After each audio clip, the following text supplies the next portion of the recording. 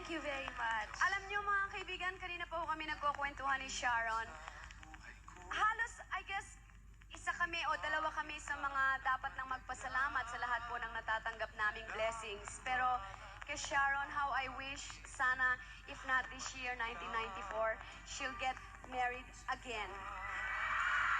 I guess I was lucky enough I was given a second chance. So, it's when you got married again and I can see now that you're very happy. Very happy. You really look very, very happy. I am happy. And you inspire us who have failed before that, you inspire us and you give us hope and you give us strength.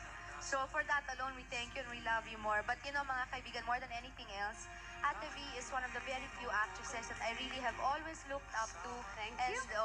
I have always respected. Kapitbahay ko pa ho siya sa Las Marias, nung maliit ako. Yeah, that's true. Pinupuntahan ko na po yan. Ganun po ako kapilma niya. Binibigyan niya akong chocolate. Oo. Meron akong chocolate lagi sa kanya. Pinapanood ko siya mag-swimming.